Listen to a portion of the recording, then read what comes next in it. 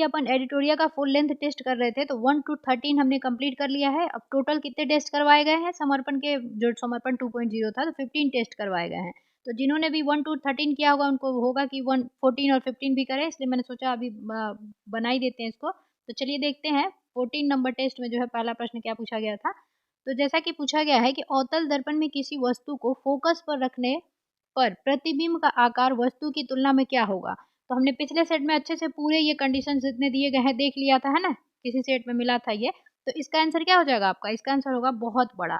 अगर बहुत छोटा पूछा जाता तो क्या होता, अनंत पे होता, है ना, जैसा कि प्रश्न में पूछा गया था पिछले सेट में। ओके, तो ये अनंत पे हो जाएगा। और अगर बड़ा पूछे तो कहाँ होगा, यहाँ पे मतलब कि फिल करना है यहाँ पे। तो बड़ा अगर पूछे मतलब कब होगा, तो ये हो जाएगा वक्रता एवं आपका फोकस के बीच में जब रखा जाएगा तो, ठीक है। और छोटा कब होता है, जब आप वक्रता एवं अनंत के बीच में रखें तो, ठीक है। चलिए अगला देखते हैं। जल के अंदर पड़ी हुई कोई वस्तु वास्तविक गहराई से ऊपर उठी हुई प्रतीत होती है। ये जल में रखी हुई वस्तु हो, जैसे छड़ वगैरह आपको ऊपर उठे हुई प्रतीत होता है ये, या आपका चंद्रमा का सूर्य का या तारों का चमकना जो आपको दिखता है वो, या आपको हो गया सूर्य सूर्यास्त होता है या आपको उगता है उस समय की बात है, तो प्रकाश के अपवर्तन के कारण होते हैं, ठीक है। उसके बाद पूर्ण आंतरिक परावर्तन का क्या कारण, अभी फाइबर ऑप्टिकल हमने देखा था, है ना, मृचिका बनना रेगिस्तान में, ये सब क्या है, पूर्ण आंतरिक परावर्तन के कारण बनते हैं। उसके बाद व्यतिकरण कब याद रखना है, तो व्यतिकरण जब भी किसी चमक की बात की जाए, जैसे कि आप जानते हैं जैसे कोई ड्रॉप है, वाटर ड्रॉप, तो वो देखते हैं अपन तो वो चमकता हुआ दिखता है, तो वो क्या होगा, व्यतिकरण का कारण होगा, ठीक है। या रोड पे आप मिट्टी का तेल का देखते हो तो चमकता हुआ दिखता है, वो भी व्यतिकरण का कारण है। ओके, तो तीनों चीज में याद रखिएगा। अपवर्तन में क्या होगा, जब भी वस्तु की बात की जा रही होगी दिखने का।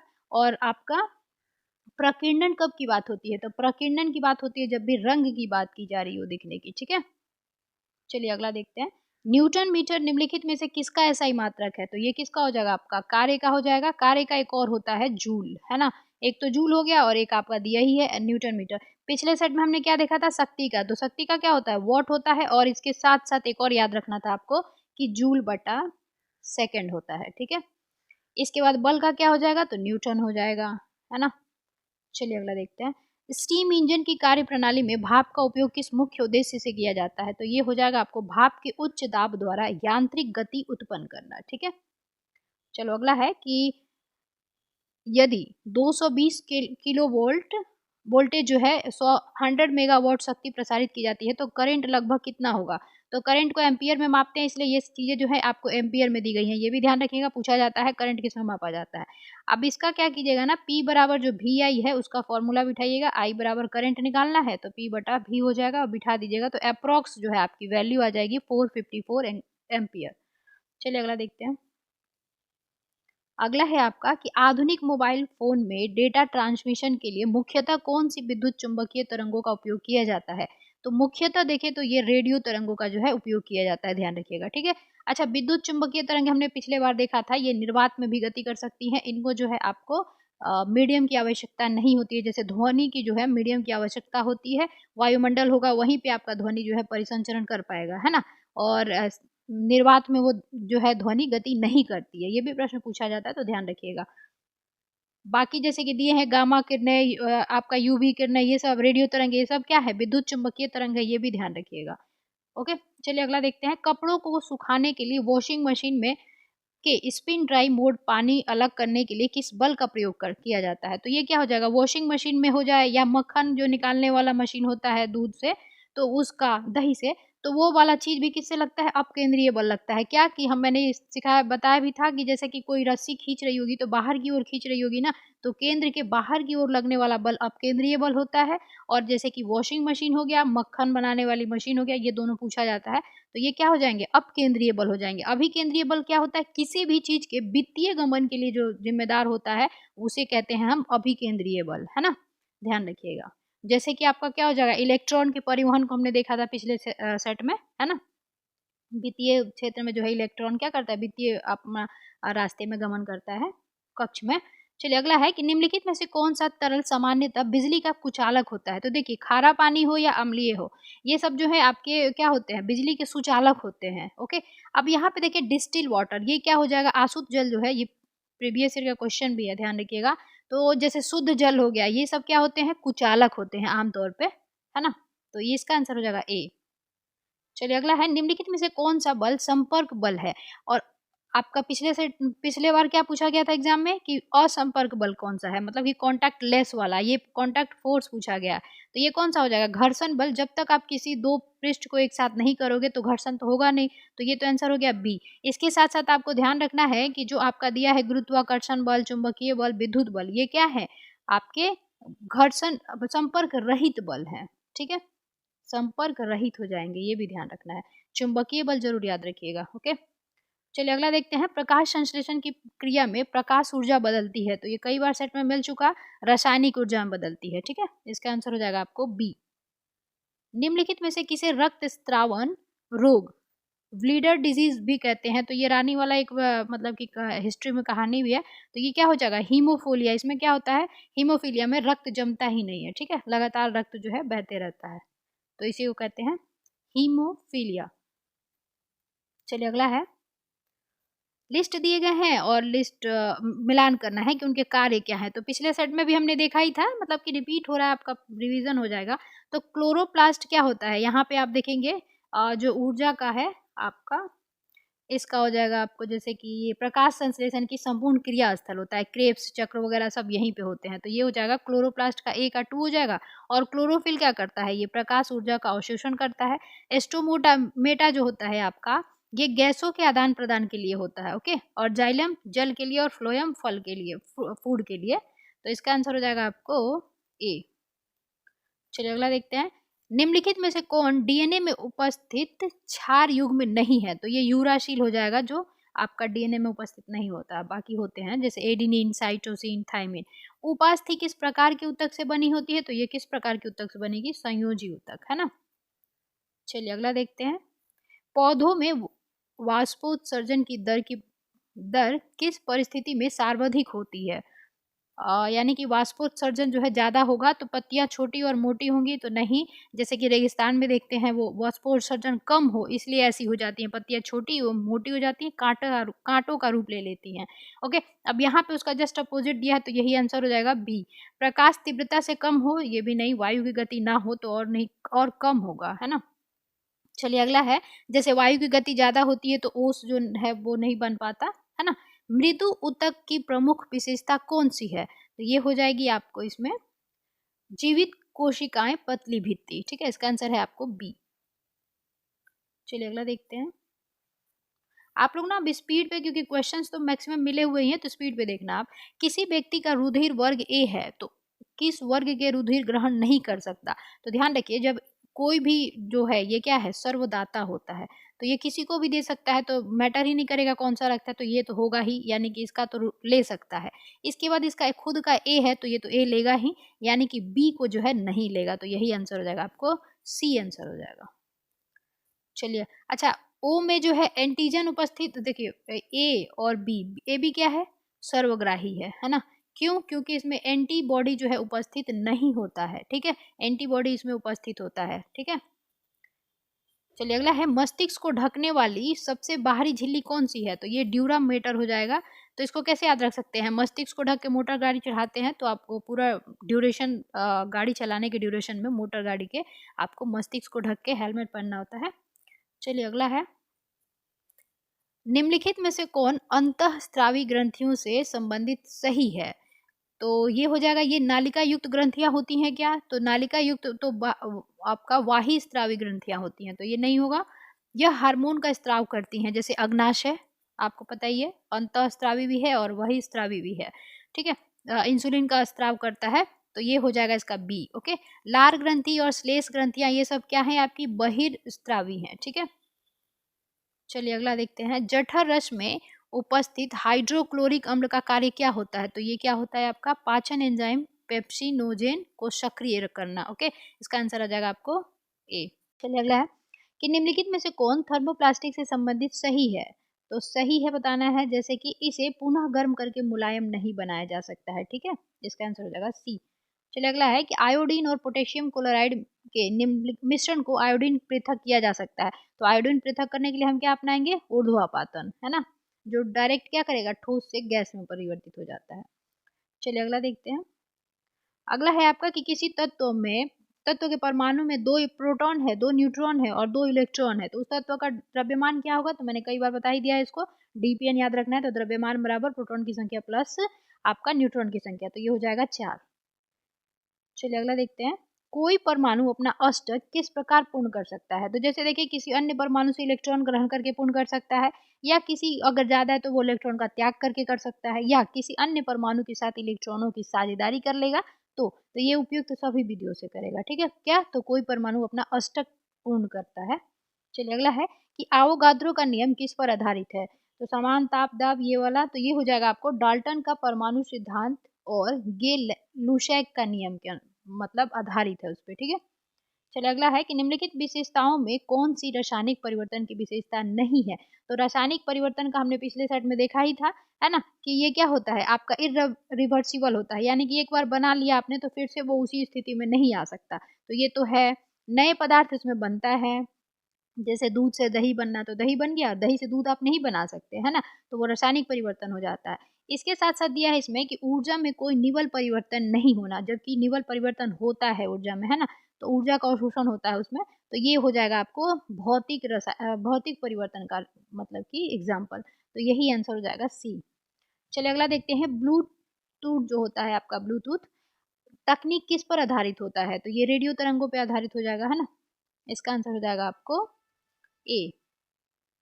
चलिए अगला है कि क्वांटम कंप्यूटर में क्यूबिक किसका प्रतिनिधित्व करता है, तो पिछले सेट में हमने देखा था कि क्यूबिक क्या करता है, क्यूबिक जो क्वांटम कंप्यूटर है वो एक साथ 0 और 1 को रिप्रेजेंट कर देता है, उसी जो आपकी उसकी जो विशेषता है उसे हम सुपर पोजिशन कहते हैं, ठीक है, ध्यान रखिएगा। एक एंगलमेंट भी इसका जो है आपका एंगलमेंट इसकी जो है आपकी खासियत होती है, ठीक है, क्यूबिट की।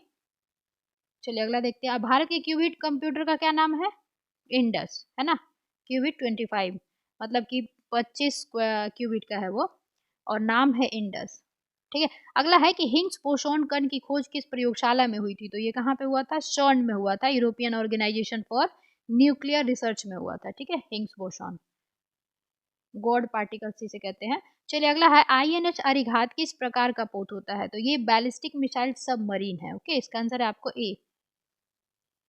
लिस्ट दिए गए हैं जैसे कि जैन साहित्य और उसमें क्या सामग्री है, मतलब कि उस विषय क्या है, तो जैसा कि आप यहाँ देखेंगे भद्रबाहु चरित्र, तो ये क्या है, चंद्रगुप्त मौर्य की शासन काल की घटनाओं का वर्णन करता है। इसके बाद अगर देखें अपत्य के, तो ये अजात शत्रु के धार्मिक विचार को करता है, और भगवती सूत्र क्या हो जाएगा आपका, महावीर के जीवन से जुड़े प्रसंग को है इसमें संकलित किया गया है। और आचरांग सूत्र जो है आपका, ये हो जाएगा जैन भिक्षुओं का आचार व्यवहार, तो आचरांग आचार व्यवहार ये हो जाएगा आपको भद्रबाहु से, यहाँ पे द है, यहाँ पे भी ध्यान रखिएगा भद्रचंद्र, ओके। भगवती सूत्र का तो याद ही रहना चाहिए कि महावीर स्वामी जो है आपकी जैन में सबसे 24वें जो थे, सबसे फेमस भी थे, तो उन्हीं का जो है जीवन से जुड़े प्रसंगों को हमने भगवती सूत्र में दिया है, ओके।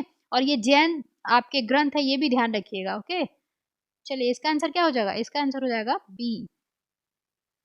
चलिए अगला देखते हैं कि किस प्रसिद्ध हड़प्पाई स्थल से हाथी दांत पर बने मानव चित्र अवशेष प्राप्त हुए हैं, तो ये हो जाएगा मोहनजोदड़ो, है ना।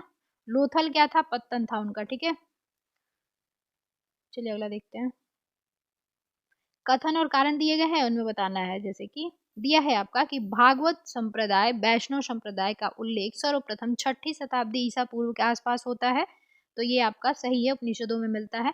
उस संप्रदाय का उदय ब्राह्मण धर्म के जटिल कर्म कांड एवं यज्ञ व्यवस्था के विरुद्ध प्रतिक्रिया स्वरूप जो है हुआ है, तो ये दोनों कथन जो दिए गए हैं ना आपका सही दिया गया, ओके।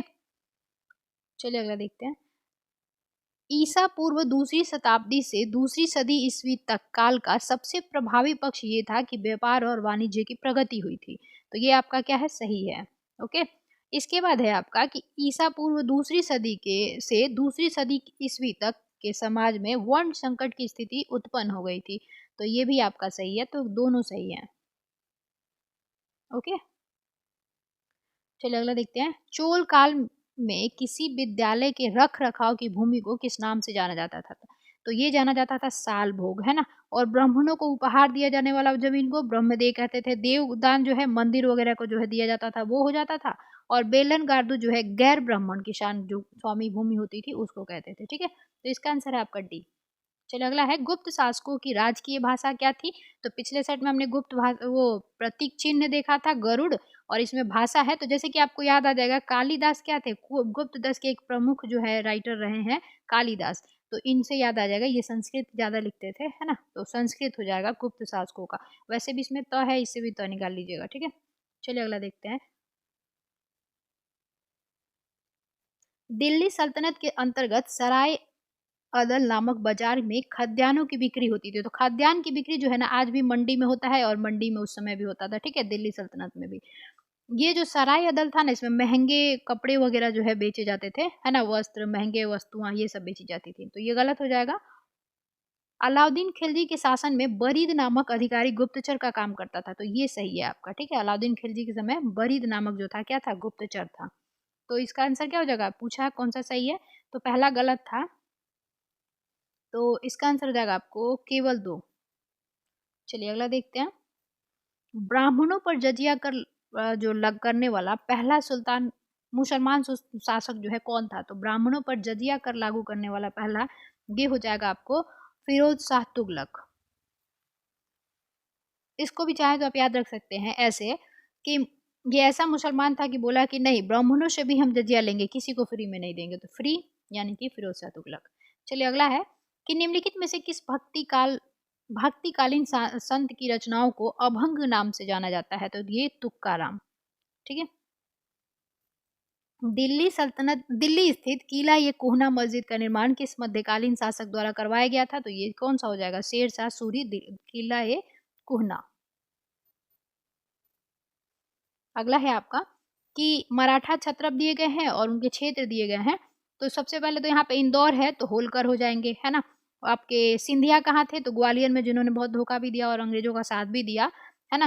मतलब अंग्रेजों को साथ दिया, भारत से धोखा किया ज्यादा सिंधियों ने। इसके बाद देखेंगे गायकवाड़। तो गायकवाड़ कहाँ हो जाएंगे? बड़ौदा। और भोसले कहाँ थे? नागपुर में थे, है ना। तो इसका आंसर हो जाएगा आपको यानी कि डी का 1 हो जाएगा। और आपका भोसले नागपुर, सिंधिया ग्वालियर। डी का मतलब कि सी का 4, तो सी का 4 दोनों में है, डी का 1 दोनों में है। इसके बाद देखिए 3, ए का क्या हो जाएगा आपका? गायकवाड़ बड़ौदा, ये हो जाएगा, ए आंसर हो जाएगा इसका। चलिए अगला देखते हैं। चलिए, बेदरा का निर्णायक युद्ध जो है 1700 आपका 59 ईस्वी में हुआ था। 1759 में किसके बीच हुआ था? तो ये डच और अंग्रेज के बीच हुआ था, और उसके जस्ट बाद अंग्रेज और फ्रांसीसी में हुआ था। 1760 में वॉन्डिवर्स का युद्ध हुआ था, है ना। चलिए अगला देखते हैं कि कथन दिए गए हैं और कारण दिए गए। तो 1857 में प्रथम स्वतंत्रता संग्राम जो ब्रिटिश सरकार की स्वतंत्रता प्राप्त करने में क्या रहा था? अंततः असफल रहा था, है ना। बहादुर शाह जफर के नेतृत्व को जन सहयोग नहीं मिला था, और अधिकांश महत्वपूर्ण रियासतों के शासक उनका साथ देने से कतरा गए थे। तो सबका अपना अपना वो था, मतलब कि हित साध रहे थे। तो ये दोनों सही हो जाएगा आपका। ठीक है, चलिए अगला है। अगला है कि सन 1858 ईस्वी में इंडिया काउंसिल में कुल निर्धारित सदस्यों की संख्या क्या थी? तो इंडिया काउंसिल की स्थापना की गई थी 1858 के तहत, है ना। तो इसमें कितने सदस्य थे? तो 15 थे, है ना। चलिए अगला देखते हैं। स्थायी बंदोबस्त का प्रणेता किसे कहा जाता है? तो जॉन सोर हो जाएगा, जिन्होंने ये योजना बनाया था। और ऐसे लागू किसने किया था? तो 1793 में किया था कॉर्नवालिस ने। ठीक है, टॉमस मुनरो किसके लिए जाने जाते हैं? आपके टॉमस मुनरो एवं रीड ये जाने जाते हैं रैयत बड़ी के लिए। ठीक है, मैकेंजी महालवाड़ी के लिए। अगला है कि सन 1872 ईस्वी में वायसराय लॉर्ड मेयो के कार्यकाल में भारत में कृषि विभाग के स्थापित किया गया था। तो ये सही है आपका। उसके बाद है सन 1853 ईस्वी में भारत एवं यूरोप के बीच प्रथम समुद्री टेलीग्राफ सेवा जो है शुरू हुई थी, है ना। तो देखिए 1853 की जगह पे 1865 होगा। ठीक है, लॉरेंस के समय जो है ये कार्य हुआ था। तो ये गलत हो जाएगा। ओके, तो पहला बस सही है आपका। चलिए अगला देखते हैं। निम्नलिखित कथनों पर विचार करना है और बताना कि कौन सा पहले हुआ था। तो जैसे कि तृतीय आंग्ल वर्मा युद्ध कब हुआ था ये आपका? तो ये हुआ था 1885 से आपका 88 तक। किसके समय में? अगर 85 है तो याद आ ही गया होगा, कांग्रेस और ये डफरिन। ओके, इसके बाद वर्नाकुलर प्रेस एक्ट कौन हो जाएगा आपको, लीटन एवं 1878 हो जाएगा, इसको खत्म करेगा आपका रिपन। तो जस्ट अभी आ जाएगा ये प्रथम कारखाना, तो 1881। इसके बाद हो जाएगा आपको ये रिपन के समय मतलब।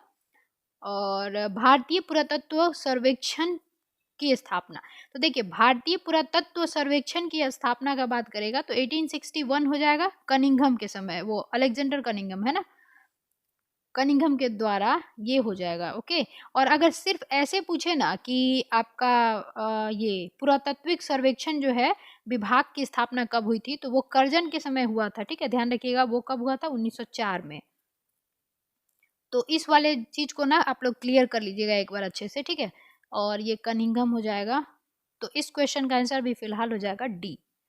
अगर आप 1904 लेके चलोगे तब कौन सा आंसर हो जाएगा, बी हो जाएगा। ओके, क्योंकि आपका जो है पुरातात्विक सर्वेक्षण विभाग कर्जन के समय 1904 में स्थापित हुआ था एक। ठीक है, तो यहाँ भारतीय पुरातत्व सर्वेक्षण जो जनक है अलेक्जेंडर कनिंघम, तो इनके अनुसार देखा जाए ये वाला तो 61 हो जाएगा। ठीक है, 1861। चलिए अगला देखते हैं।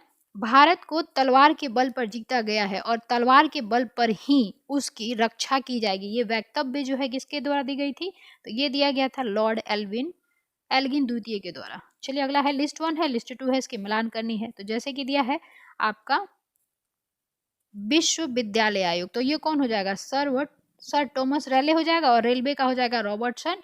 उसके बाद देखिए पुलिस आयोग, तो पुलिस आयोग कौन हो जाएगा, एंड्रयूज हो जाएगा, और अकाल आपका मैकडोनल्ड है ना, मैकडोनल्ड, तो इसका हो जाएगा आपका 2143।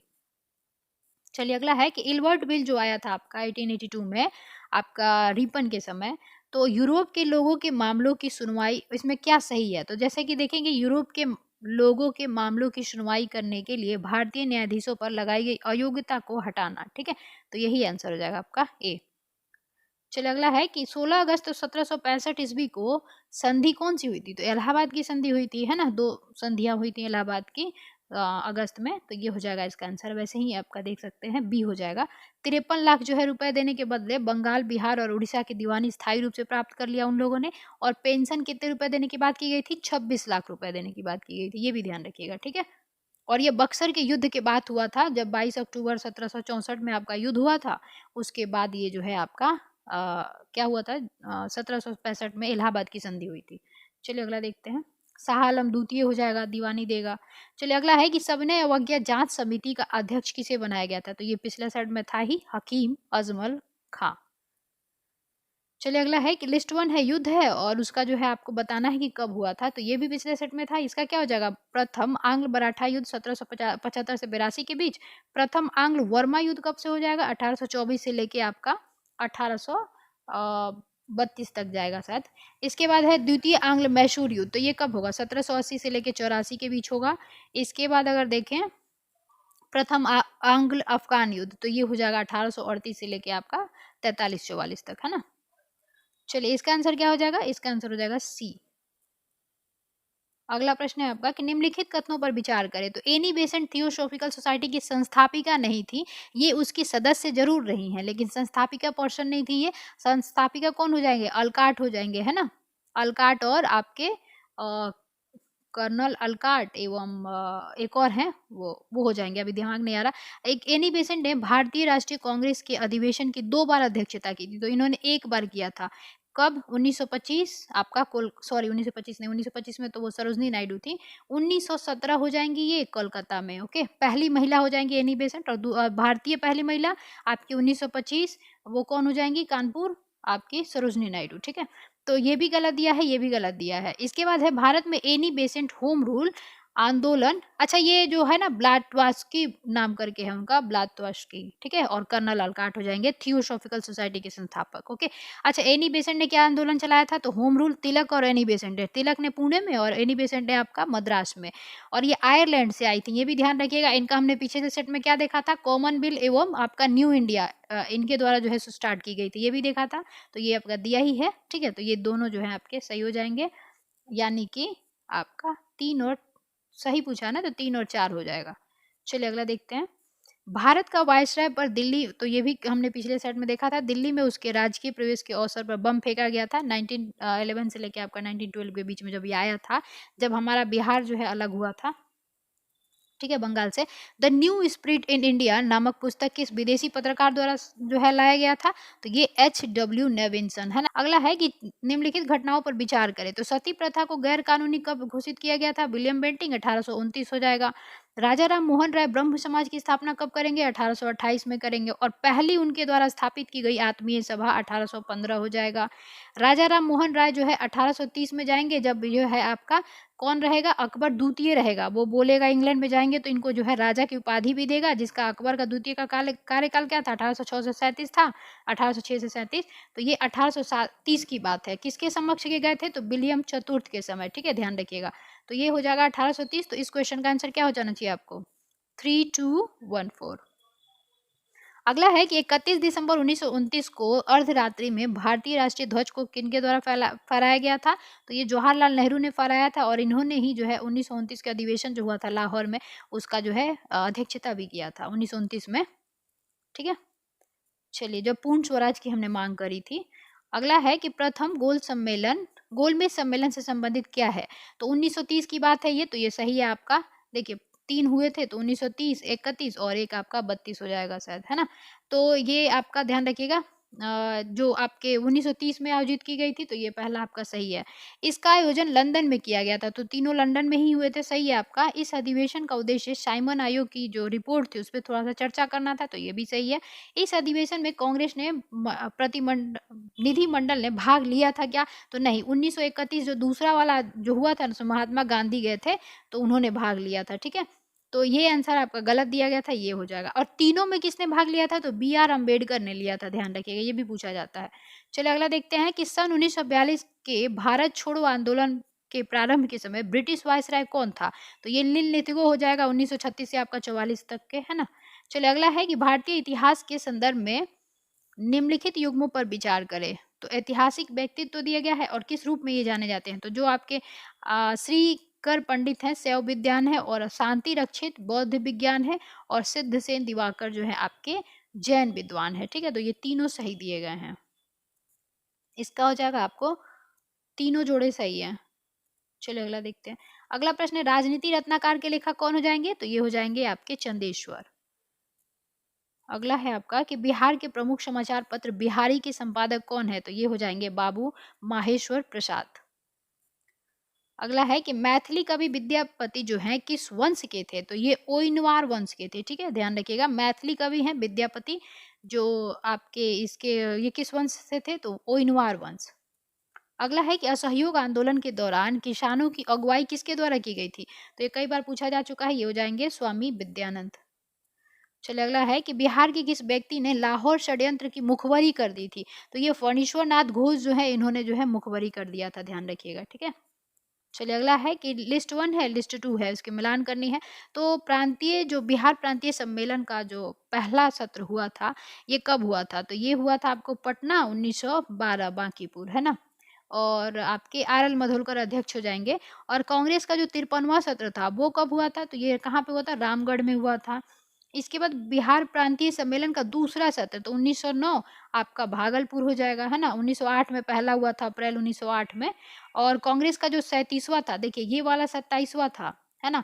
और जो 37वां था वो गया में हुआ था, कब, 1922 में। CR दास जो है इसकी अध्यक्षता करेंगे, ओके। तो इसका आंसर क्या हो जाएगा आपको, इसका आंसर हो जाएगा B, ठीक है। चलिए अगला देखते हैं। अगला है आपका कि पृथक बिहार की मांग सर्वप्रथम कब की गई थी, तो ये किया गया था 1894 में। बिहार टाइम्स वगैरह, बिहारी जैसे महेश नारायण वगैरह लोगों ने जो है पत्रिका निकाली थी, है ना। बिहार में नशाबंदी आंदोलन कब प्रचलित था, तो नशाबंदी जो है असहयोग आंदोलन के समय महिलाओं ने ज़्यादा ध्यान दिया था इस पे, तो ये ध्यान रखिएगा। और बिहार में शराब कब बंद, किस आर्टिकल के तहत जो है बंद हुआ है, जैसे कि देखेंगे आपका नीति निर्देशक तत्वों में, तो 47 के तहत मद्य निषेध वगैरह जो है किया जाता है राज्य के द्वारा, ठीक है, ये भी ध्यान रखिएगा। इसके साथ साथ 2016 में बंद हुआ था शराब का जो है ना। चलिए अगला है कि वन स्थिति रिपोर्ट 2023 के अनुसार बिहार के किस जिले में सबसे कम वन क्षेत्रफल है? तो सबसे कम अगर देखें तो ये हो जाएगा शेखपुरा में, इसके बाद हो जाएगा आपको बक्सर में, ठीक है। और शेखपुरा में कितना है? तो 0.82 किलोमीटर है, ठीक है। चलिए अगला देखते हैं, गंगा की सहायक नदियों में कौन सी नदी बिहार में गंगा से नहीं मिलती है? तो कोसी कहाँ मिलती है? कुर्सेला से मिलती है, कुर्सेला में आके, तो ये तो होगा ही। कर्मनाशा कहाँ मिलती है आपको? बक्सर चौसा में मिलती है ये, है ना, ये गंगा से। और महानंदा जो है आपको बिहार में नहीं मिलती, तो यही आंसर हो जाएगा। क्यूल कहाँ पे मिलती है? तो क्यूल को अगर देखें तो लखीसराय में मिलती है ये, ठीक है, लखीसराय। और बूढ़ी गंडक कहाँ मिलती है? खगड़िया, हमने पिछले सेट में देखा था, ठीक है, ध्यान रखिएगा। तो इसका आंसर हो जाएगा सी। चलिए अगला है कि निम्नलिखित में से कौन सा जलप्रपात बिहार में नहीं है? तो दुर्गावती, कैमूर, रोहतास हो जाएगा, ककोलत, नावादा हो जाएगा। लोध जो है आपका ये हमारे बिहार में नहीं है, और ये वाला तुतला भवानी जो है ना आपका सासाराम में है। ओके, चलिए अगला देखते हैं, पटना प्रमंडल के अंदर कितने जिले आते हैं? तो 6। ओके, और तिरहुत में भी 6 आते हैं। अब इसमें कौन कौन हो जाएगा? जैसे पटना, नालंदा, भोजपुर, बक्सर, कैमूर, रोहतास, है ना, ये आ जाएंगे 6। चलिए अगला है कि राज्य में वायु गुणवत्ता में सुधार हेतु 100 एकड़ की लागत से किस परियोजना का क्रियान्वयन किया जाएगा? तो ये अभी जो बिहार क्लीन एयर चल रहा है, तो ट्रांसफॉर्मेशन याद रखिएगा, इसका आंसर हो जाएगा आपको B, Bihar clean air transformation. और कितने की लागत से? 100 करोड़ की लागत से। ओके, वायु गुणवत्ता के लिए। अगला है कि बिहार आर्थिक सर्वेक्षण अगर देखें तो 2024-25 के संबंध में कथनों पर विचार करें, तो बिहार की 3/4 जनसंख्या जो है कृषि कार्य में लगी है, तो 70 प्लस ही रहता है, तो 75 हो गया ये परसेंटेज, तो सही है आपका, ठीक है। और सबसे ज्यादा रोजगार भी बिहार में यही देता है। चौथे कृषि रोड मैप की अवधि क्या है? तो 23 से 28 है, और द्रौपदी मुर्मू ने इसका जो है इनोग्रेशन किया था, तो ये हो जाएगा सही। ओके, और पहली बार कब आया था कृषि रोड मैप 1? तो 2000 आपका 8 से कितना हो जाएगा? 17, और सॉरी 12 से 17 हो जाएगा, फिर 17 से आपका 23 हो जाएगा, और 23 से 28 हो जाएगा, ठीक है। अब यहाँ पे दिया है मुजफ्फरपुर में गेहूं की फसल की पैदावार सबसे अधिक होती है, तो ये तो सभी को पता होगा कि मेरे ख्याल से कि गेहूं और चावल दोनों के लिए रोहतास जाना जाता है। हाँ, गेहूं का उत्पादकता अगर पूछा जाए, उत्पादकता ज्यादा कहाँ होता है, तो ये हो जाएगा आपको बेगूसराय शायद, है ना, इसको एक बार देख लीजिएगा, बेगूसराय ही होना चाहिए। और अगर ऐसे चावल का उत्पादन और उत्पादकता दोनों में रोहतास हो जाएगा, ठीक है। और गेहूं का ऐसे उत्पादन पूछा जाए सबसे ज्यादा कहाँ होता है, तो रोहतास में हो जाएगा। ओके, ध्यान रखिएगा। मक्का के लिए कौन जाना जाता है? पहले मुजफ्फरपुर जाना जाता था, अब पूर्णिया जाना जाता है, ये भी ध्यान रखिएगा, ठीक है। तो और मुजफ्फरपुर किस चीज के लिए जाना जाता है? तो लीची के लिए जाना जाता है। ओके, चलिए इसका आंसर रोहतास की चावल की फसल पैदावार सबसे अधिक है, तो ये सही है आपका, बस यही एक गलत था। तो पूछा क्या गया? गलत कथन की पहचान करें, तो केवल 3 आंसर हो जाएगा, ठीक है। चलिए अगला देखते हैं, यदि भारतीय समयानुसार अगर भारतीय समय को देखें तो 82 डिग्री पॉइंट 5 होता है ना, 82.5 डिग्री। ओके, तो इसके अनुसार देखा जाए तो पूछा है कि 92 डिग्री पूर्वी देशांतर पर शिलोंग का स्थानीय मान क्या होगा? तो जब यहाँ पे आपका 8 बज रहा है और हमें पूर्वी में जब भी जाना होता है तो ईस्ट जाएंगे तो प्लस होता है टाइमिंग, तो क्या कीजिएगा, आपको 92 इंटू 0 हो जाएगा डिग्री, अब माइनस कर लीजिएगा तो कितना आएगा? 9 पॉइंट आपका 5 डिग्री आ जाएगा। इसको क्या कीजिएगा, गुना कर दीजिएगा आप कितना से? 1 डिग्री बराबर कितना होता है? 4 मिनट। इसको आंसर निकालिएगा तो 38 आ जाएगा। तो एक आपका 8 बज रहा था तो 8 बज के 38 मिनट हो जाएगा, प्लस होगा टाइम। ओके, चलिए अगला देखते हैं, निम्नलिखित युग्मों पर विचार करना है। तो जैसे कि उष्ण कटिबंधीय पूर्वी जट धाराएं दक्षिण पश्चिम मानसून, ओके, उपोष्ण कटिबंधीय पश्चिमी जट धाराएं पश्चिमी विक्षोभ, तो ये भी सही है आपका। पूछा क्या? गलत कौन कथन चुने? तो कोई गलत नहीं है। ओके, अच्छा, पश्चिमी जेट जो आती हैं उससे पश्चिमी विक्षोभ से भारत में कहाँ बारिश कराती है ये? तो पंजाब वाले क्षेत्र में, और आपका जो कोरोमंडल तट है वहाँ पे, और भूमध्य सागर में जो है पश्चिमी विक्षोभ का उत्पन्न होता है। ओके, डोबर जल डमरू जो है किन 2 सागरों को जोड़ता है? तो ये किसको जोड़ेगा आपको? उत्तरी सागर और इंग्लिश चैनल को। चलिए अगला है कि, और ये भूमध्य सागर और लाल सागर को स्वेज नहर। अगला है कि आपका लिस्ट दिया गया है और क्षेत्र बताना है। तो जैसे कि एक चीज याद रखिएगा, यहाँ पे मिशिगन जो है ना आपका, जैसे उंगली नुमा 5 जो आपके झील है कनाडा और संयुक्त राज्य अमेरिका में, उसमें एक क्वेश्चन ये पूछा जाता है कि कौन सी झील जो है पांचों में, जैसे कि SMHEO, है ना, यानी कि आपका ये 5 जो झील दिए गए हैं मतलब कनाडा और उत्तरी अमेरिका के बीच में, उसमें से देखें अगर मिशिगन को, है ना, मिशिगन जो है ना पूर्ण रूप से संयुक्त राज्य अमेरिका में है, ध्यान रखिएगा। ओके, तो इसका आंसर हो जाएगा जैसे कि सी का 4 हो जाएगा। विक्टोरिया कहाँ पे है आपको, तंजानिया, युगांडा और केन्या के बीच में है, और टीटी काका बोलीविया में है। ठीक है, तो इसका आंसर हो जाएगा आपको, देख लेते हैं, इसका आंसर हो जाएगा आपको डी। चलिए अगला है कि प्रारंभिक वायुमंडल में मुख्यतः जल, वाष्प, नाइट्रोजन, मीथेन आदि मौजूद थे। तारों का निर्माण 5 से 6 अरब वर्ष पहले हुआ था, तो ये भी सही है। पृथ्वी सौरमंडल सबसे अधिक घनत्व वाला ग्रह है, 5.5 है ना, तो ये सही है आपका। और सबसे कम सूर्य शनि का, तो इसका आंसर क्या हो जाएगा। उपरोक्त कथनों में कितने सही हैं, तो तीनों सही हैं, केवल 3, मतलब तीनों सही है। अगला है कि गुटेनबर्ग असंबद्धता आपका मेंटल और क्रोड के बीच है। रेपिटी असंबद्धता बाहरी मेंटल और आंतरिक मेंटल के बीच है, तो ये सही है, दोनों सही दिए गए हैं आपका। ठीक है, ठीक है, तो इसका आंसर हो जाएगा दोनों।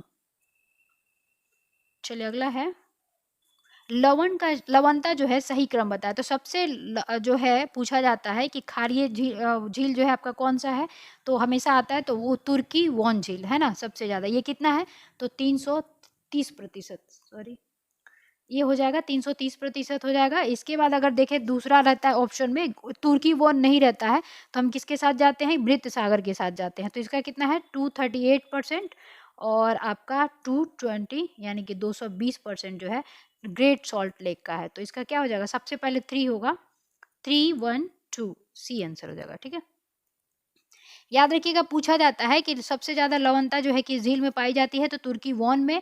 अक्सर जो है ये ऑप्शन में नहीं रहता है, तो ये मृत सागर अमेरिका जो है चुना जाता है। ठीक है, चलिए अगला देखते हैं, निम्नलिखित में से कौन प्राथमिक उपभोक्ता नहीं है, तो स्नेक हो जाएगा, कीड़े मकोड़े ये सब खाता ही है, तो यही हो जाएगा। ठीक है, और खरगोश, बकरी, हिरन तो घास खाते ही हैं। अगला है कि नॉर्वेस्टर, पहले तो आम्र वर्षा कई बार मिल चुका, किसे केरल और कर्नाटक में मानसून जो होती है पूर्व मानसून, उसे हम क्या कहते हैं, केरल और कर्नाटक में आम्र वर्षा के नाम से जानते हैं। ओके, और नॉर्वेस्टर के नाम से किसे कहाँ जाना जाता है, तो बंगाल और असम के साम में गरज के साथ होने वाले को कहते हैं नॉर्वेस्टर। और पुष्प वर्षा क्या हो जाएगा, ये हो जाएगा आपको, केरल में कॉफी के फूल खिलते हैं इससे वर्षा जो होती है, तो इसका आंसर हो जाएगा 1, 3, 2। सौरमंडल का सबसे बड़ा ग्रह कौन सा है, तो बृहस्पति, और उसका जो गैनीमीड किस ग्रह की परिक्रमा करता है, तो ये बृहस्पति की करेगा। ठीक है, और उपग्रह में भी सबसे बड़ा ये गैनीमीड है। ठीक है, चलिए अगला देखते हैं, और किसके उपग्रह नहीं है, तो बुध और शुक्र के नहीं है, और सबसे ज्यादा शनि के हैं, जैसे आपका टाइटन सबसे बड़ा उपग्रह है उसका।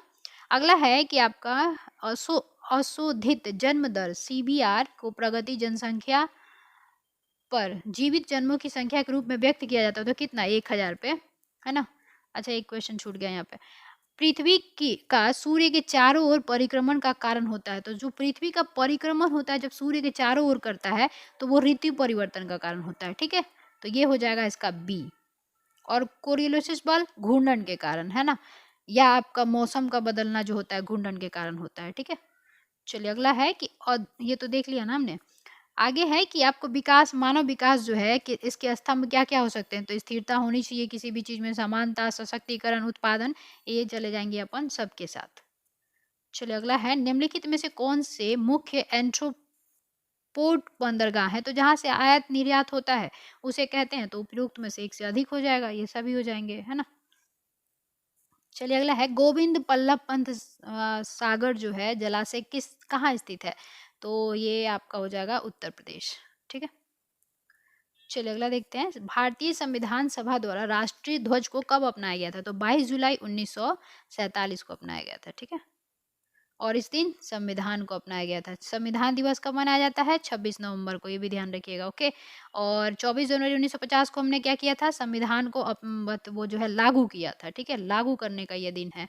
ओके, और 25 जनवरी को हम क्या मनाते हैं, तो वोटर दिवस मनाते हैं। ठीक है, चलिए अगला देखते हैं, अब यहाँ पे दिया है पंचायत, पहले तो याद होगा आप लोगों को कि भाग 9 में आता है। ठीक है, इसके बाद देखेंगे नगर पालिका है, तो 9 कॉम जो है आपका 9 क में आता है। उसके बाद सहकारी समितियां देखें तो 9 ख में आएगा। इसके बाद अधिकरण तो आपका हो जाएगा 14 क। तो इसका अगर आंसर देखा जाए तो 3 है ना। तो सबसे पहले आपका 3 होगा, 3142 आंसर हो जाएगा सी। चलिए अगला देखते हैं कि कथन और कार्य दिए गए हैं, उसमें देखना है आपको। तो भारतीय संविधान के अनुच्छेद 32 के जो है उसको अंबेडकर ने क्या कहा था, संविधान की आत्मा कहा था। और ऐसे आपका परिचय पत्र या आपका आत्मा ये सब क्या है, प्रस्तावना को कहा जाता है। और प्रस्तावना को आत्मा किसने कहा था, पालकी वाला ने कहा था, ठीक है। और के एम मुंशी ने जन्म कुंडली कहा था, राजनीतिक जन्म कुंडली। अनुच्छेद 32 में जो है मौलिक अधिकारों के अतिक्रमण के विरुद्ध प्रभावी उपचार का प्रावधान करता है। तो बिल्कुल आर्टिकल 32 सुप्रीम कोर्ट और 226 आपका हाई कोर्ट। ओके, 5 प्रकार की जो है रिट जारी की जाती है। तो इसका आंसर क्या हो जाएगा आपको, मतलब कि दोनों है, तो इसका आंसर हो जाना चाहिए आपको ए। कहाँ ये रहा। चलिए अगला देखते हैं। अगला है आपका कि संघ की राजधानी दिल्ली को आपका राष्ट्रीय राजधानी के क्षेत्र का दर्जा कब दिया गया था। तो 1991 यानी कि 1991 69 नंबर जो है संशोधन किया गया था, ठीक है। चलिए अगला देखते हैं। राज्य के नीति निर्देशक सिद्धांतों के तहत अनुच्छेद में उद्योग के प्रबंधन में कार्य कर्मकारों की भागीदारी की बात की गई है। तो कर्मकारों की भागीदारी की बात हमने किया है 43 क में, ठीक है। 42वां संविधान संशोधन के तहत वो जुड़ा भी था। भारत के राष्ट्रपति के पर जो है महाभियोग की प्रक्रिया एक विधायी शक्ति है। तो नहीं, विधायी प्रक्रिया नहीं है, अर्ध न्यायिक प्रक्रिया होती है ये, आर्टिकल 61, ठीक है। अर्ध, ध्यान रखिएगा ये पूछा जा सकता है, तो ध्यान रखिएगा कभी भी कि अर्ध न्यायिक प्रक्रिया होती है ये, ठीक है। 14 दिन पहले जो है आपको सूचना देना होता है राष्ट्रपति को। तो ये 7 दिन दिया है, तो ये भी गलत हो जाएगा, यानी कि क्या है, दोनों सही नहीं है। ओके, चलिए अगला है कि भारत सरकार का सर्वोच्च विधि परामर्शदाता कौन होता है। तो आर्टिकल 72 आपका अटॉर्नी जनरल ऑफ इंडिया हो जाएगा, ठीक है। और ये भी ध्यान रखिएगा ये राष्ट्रपति के जो है प्रसाद प्रयंत्र रहता है, इसको हटाने के लिए कोई भी जो विशेष अधिवेशन वो संशोधन और या आपको पारित नहीं करना पड़ता, और ये संसद का सदस्य हो ये जरूरी नहीं है, ठीक है। Attorney general of India. और आर्टिकल 88 क्या कहता है, ये भाग ले सकता है संसद में, ठीक है। चलिए अगला देखते हैं कि लोकसभा चुनाव के मामले में सामान्य वर्ग के उम्मीदवारों तथा अनुसूचित जाति अनुसूचित जनजाति के उम्मीदवारों को कितना रुपया जमानत राशि देनी होती है, जिसका 1/6 आपको लाना ही पड़ता है वोट। तो ये हो जाएगा आपको 25,000 और 12,500 रुपये, ठीक है। और ये हो जाएगा आपको संविधान सभा, जो ऑप्शन दूसरा है ना, ये संविधान सभा के लिए, ये क्या था, लोकसभा के लिए था, है ना। 25,000 और 12,500 यानी कि 12,500 हो जाएगा, आधा। चलिए अगला देखते हैं। निम्नलिखित आयोगों समितियों में किसका संबंध केंद्र एवं राज्य से संबंधित नहीं है बताना है। तो जैसे इंद्रजीत गुप्ता या गोस्वामी, ये सब किससे हैं, चुनाव सुधार से हैं, ठीक है।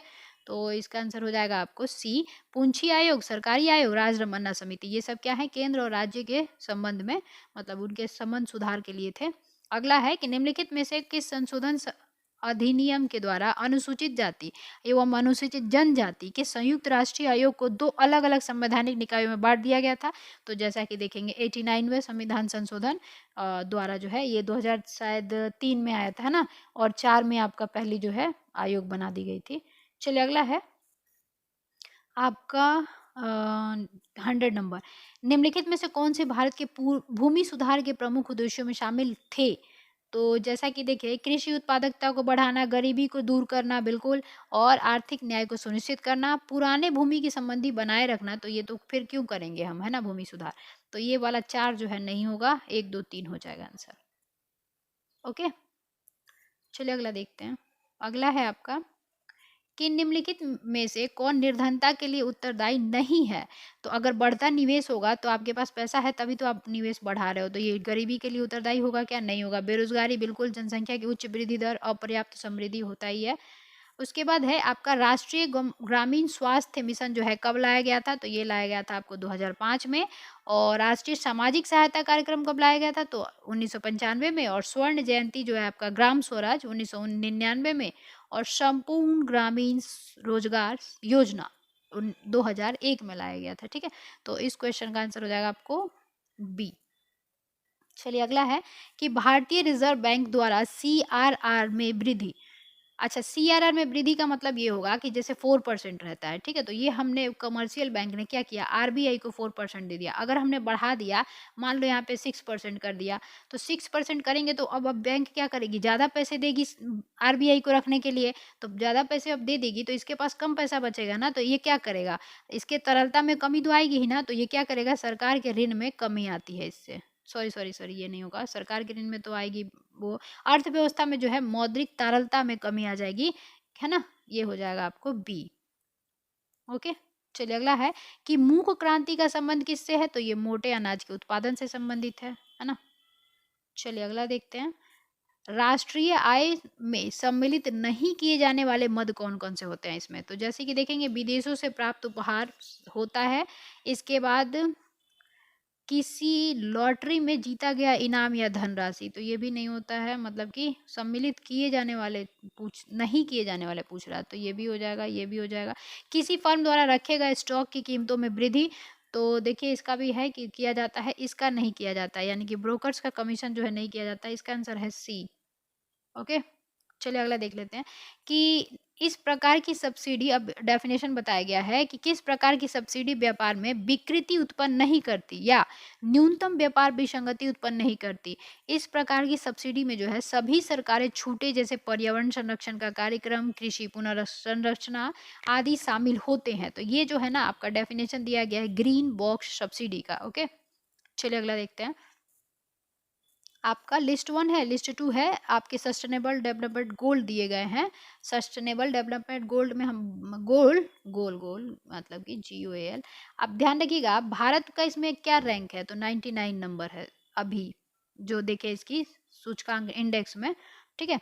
तो 10 का क्या है आपका, SDG 10 जो है ये क्या है, ये आपका हो जाएगा असमानताओं में कमी। ओके, और आपका 13 क्या है, तो जलवायु परिवर्तन, एवं 14 हो जाएगा आपको जल के नीचे जीवन, और 15 हो जाएगा भूमि पर जीवन। ठीक है, अगर चाहें तो आप एक से जैसे याद रख सकते हैं, गरीबी, भूख, स्वास्थ्य, शिक्षा, लैंगिक, स्वच्छ जल, ऐसे करके याद रख सकते हैं, 1 2 3 करके, है ना, क्योंकि ये सस्टेनेबल डेवलपमेंट गोल जो है पूछा जाता है कभी कभी।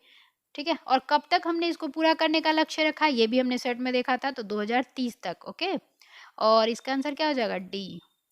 चलिए अगला देखते हैं, 109, भारतमाला परियोजना से भारत का निम्न में से कौन सा इंफ्रास्ट्रक्चर संबंधित है, तो ये कौन सा हो जाएगा, सड़क इंफ्रास्ट्रक्चर, और बंदरगाह क्षेत्र वगैरह के लिए तो है आपका सागरमाला, है ना।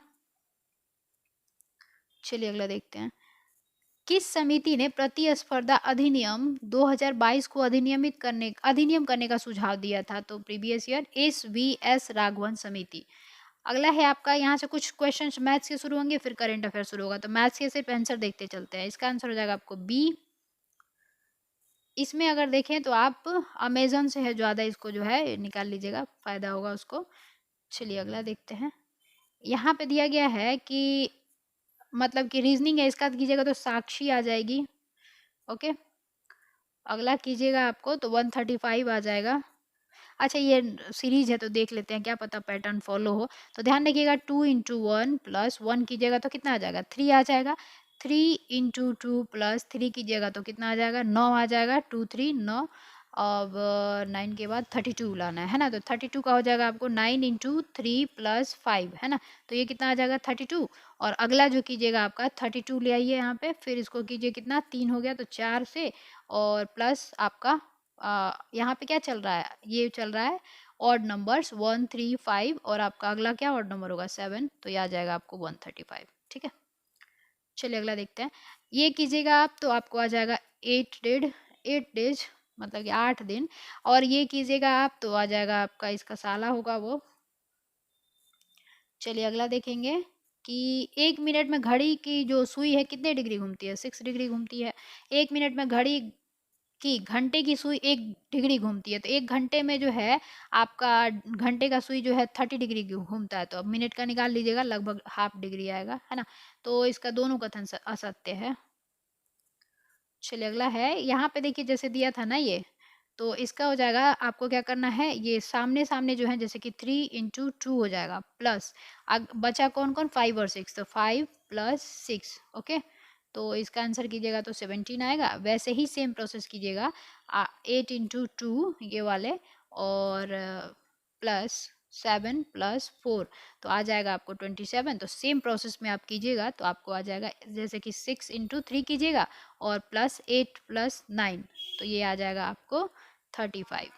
ओके, चलिए अगला देखते हैं।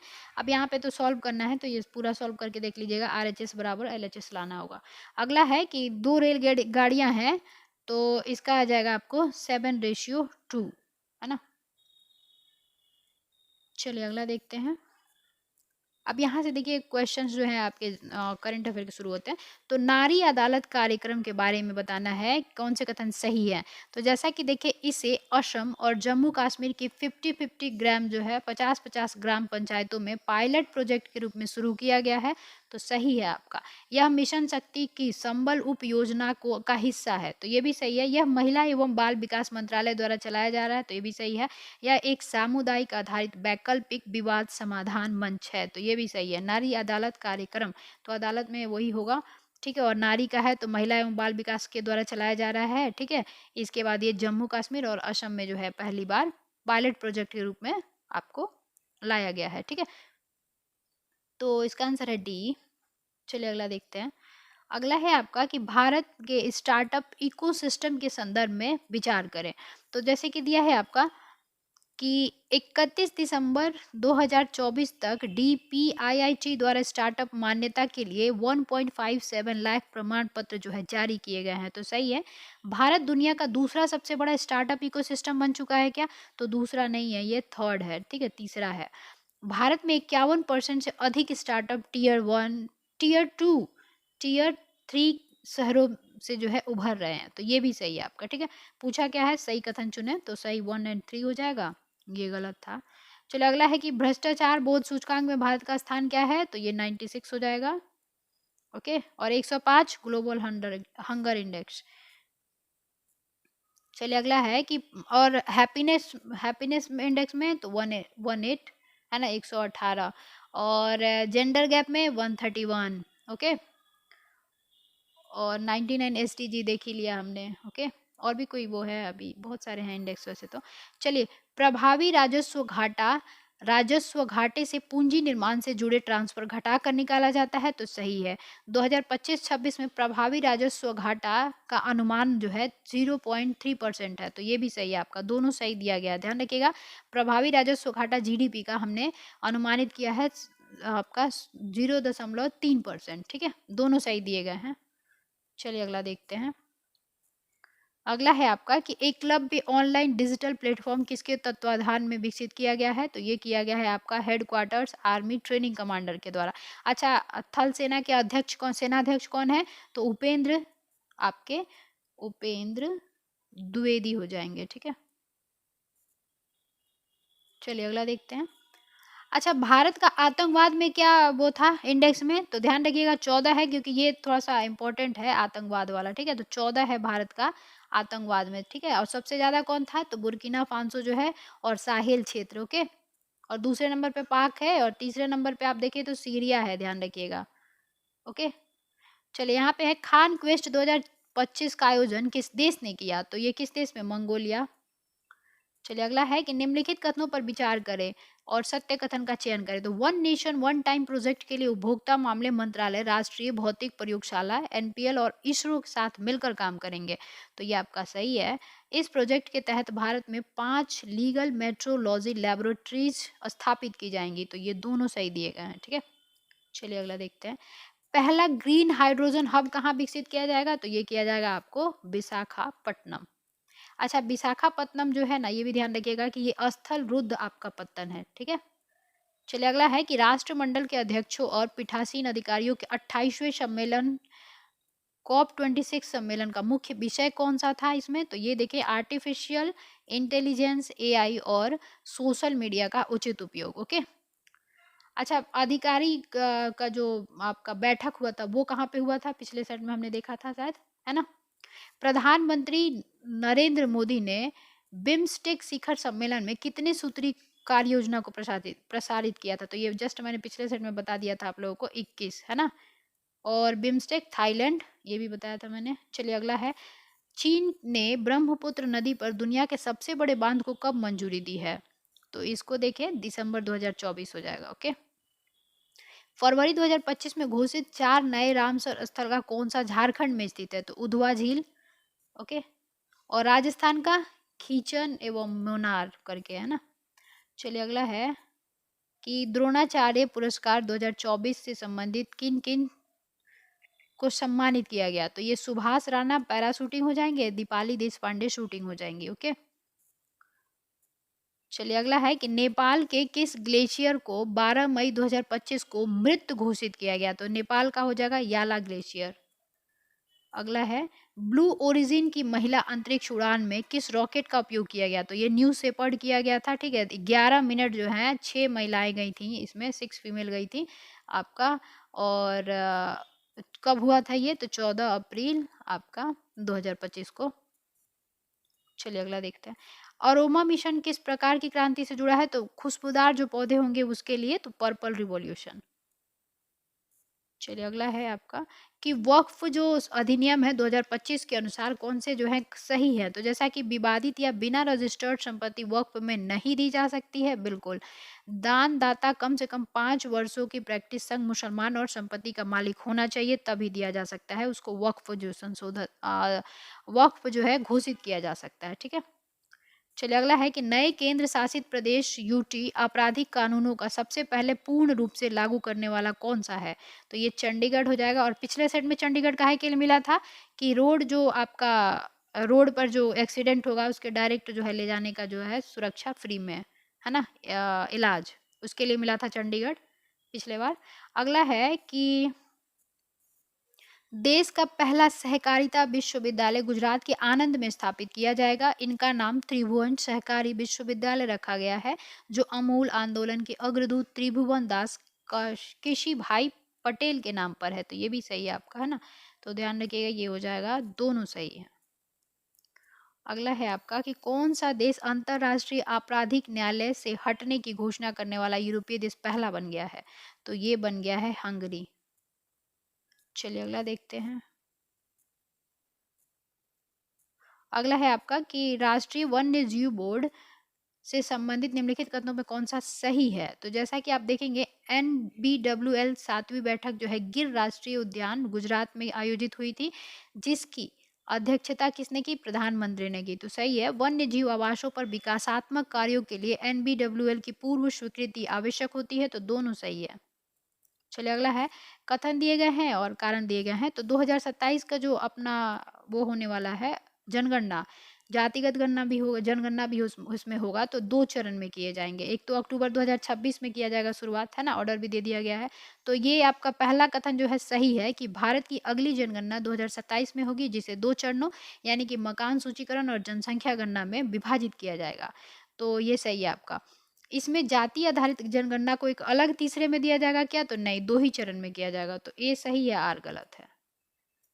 चलिए, अब पहला चरण अक्टूबर 2026 से शुरू होगा, ठीक है, अंडमान द्वीप वगैरह में। अगला है कि बेनू क्षुद्र ग्रह और ओसरिश, है ना, OSIRISREX मिशन के संदर्भ में निम्नलिखित में विचार करें।